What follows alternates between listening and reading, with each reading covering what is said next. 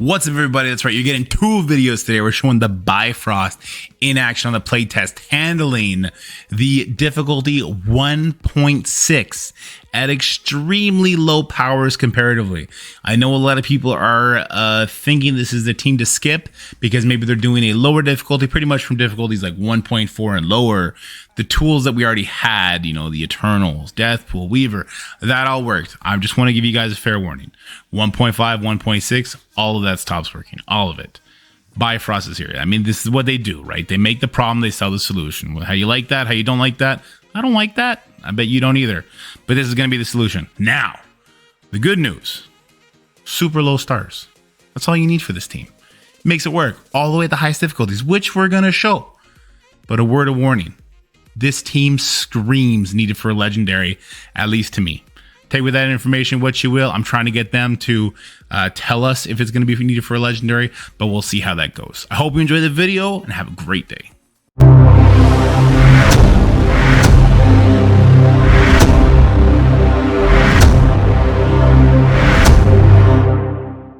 All right, guys, so here we are at the incursion ring on difficulty 6. Keep that in mind when you're watching this footage because my team is criminally low for what you need on difficulty 6. There's a lot to unpack with this team, so let's just dive in because the footage is very long. Like there's not fast matches. It's not like this team is at least at this power, this 888k, 889k power. It's not some sort of sim win team. Like you can't put it on here, hit auto, kind of guide the targeting and beat the node in 2 minutes. It's pretty rough. It can be pretty rough at this power, at this difficulty. See, that's what I mean. It's very hard to unpack, but this is the highest difficulty. So it should be with this considerably lower team. So we open up with the Sylvie ult, and the whole thing we're going for now is we're trying to get rid of the taunt from the Red Guardian. We get that done, and now it's time to go to control mode. So right away, you notice I have Sylvie as a striker on this team. For that interaction alone, I kind of think I'm going to be switching her to skirmish from the live server, just so she's getting vulnerables out quicker and so she's landing that ultimate debuffs better. That seems to be her main focus. Now, I did like the striker. I did like getting the extra turn meter rewind. It's nice, but her landing the offense down, the stuns, the slows, the buff flips, it's way more important, so I'm definitely kind of putting her as a skirmisher now. Her Loki skirmisher, Team Loki still in defense, Val is 100% a striker. Beta Ray Bill, what a waste. What a waste of a character. Let's just get that out of the way while we're watching this first fight. Because this first node, guys, there's nothing to this node except control Weaver. If she kills anybody, they're permanently dead. Same with the Kestrel ultimate. Group that left side, get them covered in debuffs, and just go to town on them. That's all you're going to do here. Beta Ray Bill. Iconic character. Truly iconic character. Just wasted. The only thing good about this character is his special does a stun. Like, watch this ultimate. Watch the damage it does. I know this is a smaller Beta Ray Bill. It didn't move the needle on anybody. Like, you would hope that a bunch of the characters that were in the 70 to 80% range, you would hope they would go into at least yellow with an offensed up ability. Not the case. Now, I do think Beta Ray Bill will scale. So for people that, you know, wail out, get the 5, 6, 7 stars on him and the red stars to match, I think they're going to like their Beta Ray Bills. But the rest of us, not really for. So I do lean towards him as a raider because of just the vulnerables, just Val. Like if I was going to make recommendations, and I'll do this at the end of the video, but I'll do it also now because we're just watching this. Val to the moon. If you're only going to buy one character on this team, 100% Val. The rest can sort of get by on their kits. Like the Teen Loki's up there at 2 yellow stars, 0 red. Val all the way. She will absolutely carry this team. It is their Scopely original character. They want it to be super strong, so of course they do it like this, right? How you feel about that? That's up to you. I think kit-wise, she's really fun to play. I'll give her that. Aesthetically, I don't like the way she looks to me. Knowing that's the Eye of Sidorak, the Sword of Surtur, the Executioner's glove, God knows whose helmet, the Universe's cloak. Like, okay. okay, you sound like the kid at the park when you're playing superheroes and he's like, nuh-uh, now I have the power to turn invisible and you can't see where I am. Oh, now I have the power of invulnerability. And now I can hold my breath forever. It's like, come on. Stop retconning yourself to be OP. Just make cool characters. Anyway, I don't want to dwell on that too much. This first node, it's pretty simple. It all comes down to the Sylvie getting the strips off on the Red Guardian, getting an ability block on the Weaver, just covering anybody even debuffs and just going from there. Now on this node, I did come in there with Eternals after I took out Beta Ray Bill and I took out Teen Loki, and I got through it just as easy, if not easier.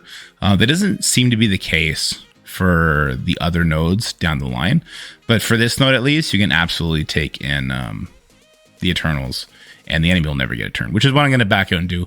But in the interest of this time, like, let's just fast forward to the end. All right, so you see it's the same setup. The Eternals kind of just rewind everything, and then we're just going to town. The Eternals getting speed up is really nice in combination with the Asgardians because they're constantly hitting the exposed enemies. Now, another thing you'll notice that I was doing really wrong here is I kept summoning with Loki against Kestrel. Kind of derpy. Loki special is huge on difficulty 6 because you're using the enemy's power against them. Another thing I was doing is I kept hitting the same targets with Val. Val as a striker is to put out more vulnerables. So whenever it's her turn, look to get another vulnerable in the field any way you can, unless you're doing the ultimate on turn 1. But yeah, so there you see, it went easily enough. Let's go ahead and head on over to node number 2. So before we get into node 2, first thing I want to say is Eternals with those guys again, no, don't do that. So I'm gonna get to a nice rewind here. Starts off good, right? Gambit pings and she's gone. And if your Sylvie's like kind of in an awkward space, maybe she lives. And anyway, you can see that did not go well. And then I try another combo. I go in there with Dorm and Weaver, and I mean I get through it. It's ugly. It's definitely not nice. And at the whole time, you're at the mercy of that Black Bolt potentially killing somebody. That character with the gambits was definitely strategically positioned there. This is exactly what happened to me on this node. I did get pinged by the gambits, and then I did get taken out by the Black Bolt. It couldn't bring her back, and then I have to use a res, or I got to back out and use some more energy, right? So this node, I think it's just too dangerous with the size of that Black Bolt and those 2 gambits pinging away. Now, there are some things we can do with the full team to get around it, and let's go look at the full team tackle the whole node. All right, so here we go into node 2. I see this team is the exact same.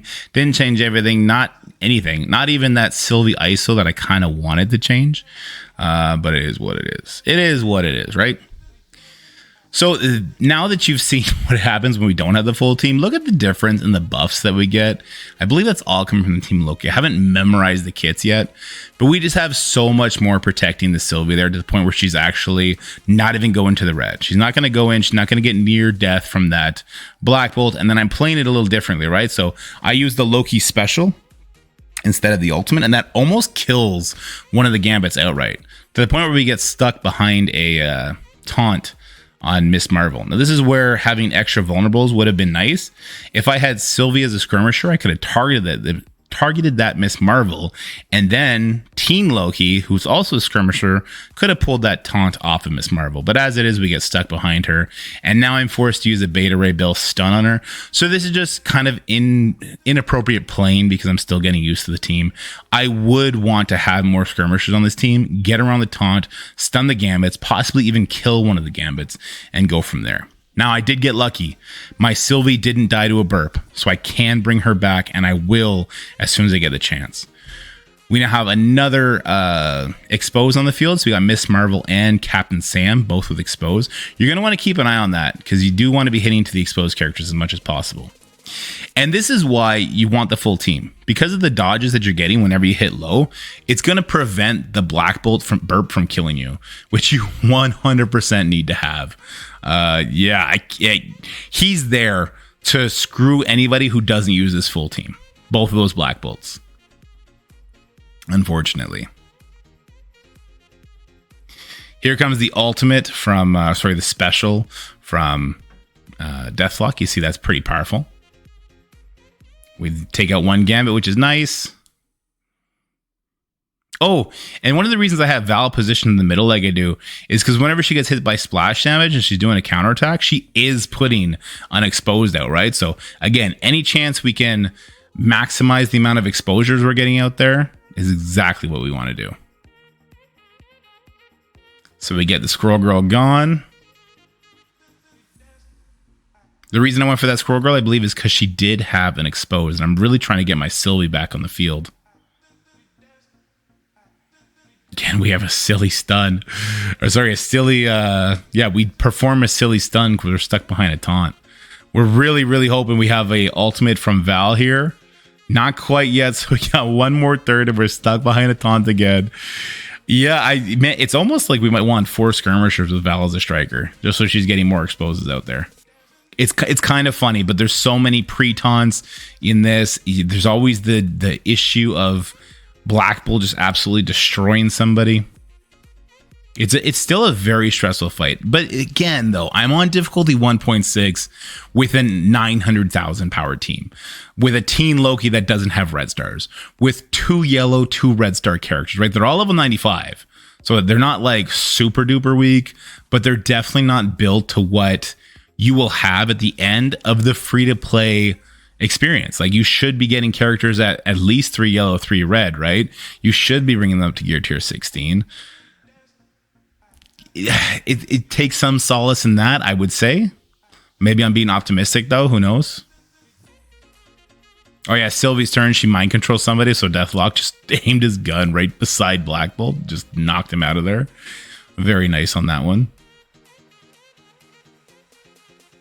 One thing you notice is I am low on time, so I haven't mapped out the team and everything they do super consequential yet, right? The most important things that I've learned is that Loki special is OP at 1.6, getting them to kill themselves. Sylvie stun on her special is undervalued. You're going to want to use that whenever you're not using the ultimate. And Beta Ray Bill, if his special is up, use the stun. Don't bother with the ultimate. It does no damage. Teen Loki, I don't know. My Teen Loki did nothing, but he's 2 yellow stars, no reds, right? It's all Val. It really is all Val.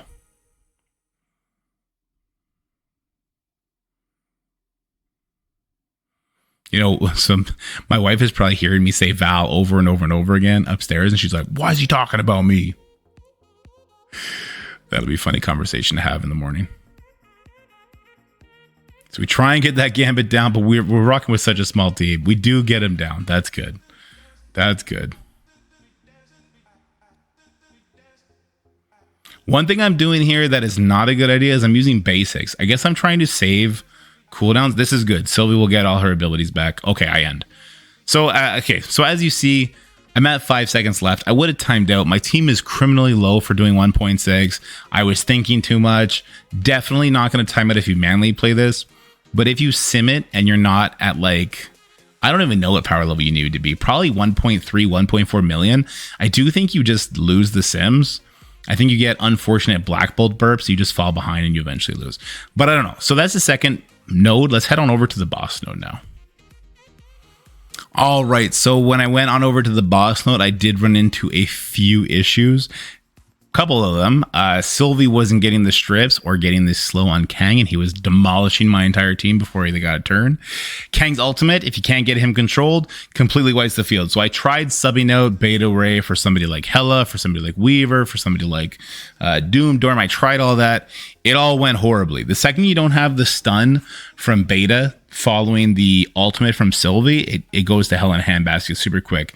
And if you take out Teen Loki, then you lack a lot of the defensive properties that keep your team alive, and the second an enemy gets to go, it's a wrap. So I was using my weaker team, 900k, 1.6 again. So put this all into perspective. This is about as far as I can get with the full team, but safely with the full team, pretty safely, especially once I switched Sylvie to a skirmisher. I think I did that here. But what I ended up doing is I go out and I start leveling up those characters. I brought them all up to, I believe, 4 yellow, 5 red, and then we go in from there. So let's go do that. All right, so here we go, and now we're going to go into that lost node, but as you can see, my team is stronger, right? We're still at relatively low power for 1.6. We're at 0.05 million. Didn't change the ISOs, though. Again, Sylvie as a skirmisher just makes so much more sense now after tackling the nose and seeing how like taunts are working and landing debuffs, not landing debuffs is all very important, especially on this node with the 2 pre-taunts right off the bat and the defense up. It makes it harder for Sylvie to land her abilities. So as you see, it goes okay here, but for sure, Skirmisher is going to smooth this out quite a bit.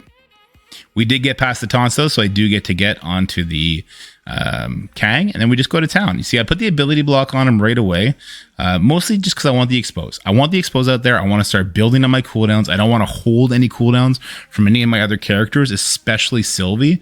I want to spam that ultimate as much as I can here. You see, now I got a stun from Sylvie, so we go ahead and we stun that Kang. Even though he had offense down, even though he had ability block, I want to control him. He is definitely the most dangerous character on the field. Now we get Trauma out there. Looks like I did not hit a target that had a vulnerable, so a little bit unfortunate there. Could have maybe gone for the Psylocke, but she would have died. Could have gone for the Red Guardian, but he would have been way out there anyway, so not a huge loss, I suppose. This is where the Beta Ray Bill ultimate is really nice. But again, like if you have him as a raider, you will get some nice vulnerables out of him because of that. But I don't know. The special's so much better with that target it's done. So now I'm just controlling this Kang. We're doing good work on him. I don't know why I did the basic there. Definitely should have done the special. I think I was panicking because I've timed out on this node so many times trying it with the smaller team. So we target somebody else. Now that's good because now we'll have another expose to hit into. Oh, it looks like it got resisted. Expose can be resisted. Or I didn't use the right ability, one or the other.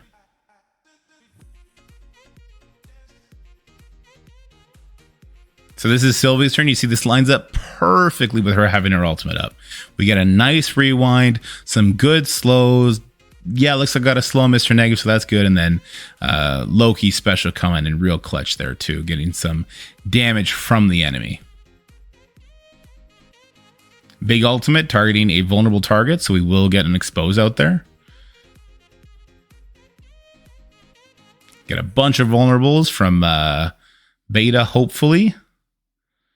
Looks like we got one on Psylocke, so not a bunch. This is why the Loki ultimate is actually really powerful, though, right? So I've been preaching the Loki special. I love the Loki special. It's so good. It's so good.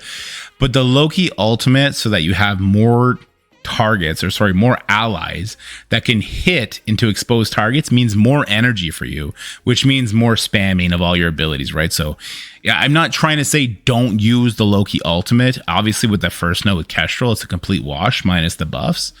But I think I was just trying to say that in 1.6, using the enemy's power against them with that Loki special is really nice. Get another turn meter rewind here. I got to give that up to the Loki summons. They definitely made that happen a lot faster. Ooh, this ult is a little unfortunate because there's no vulnerable on that Absorbing Man, so he's not going to have exposed. We finally get around him, though. That's good. And then we use the basics, so we didn't even hit the person who had exposed. I don't know. I must have been freaking out here.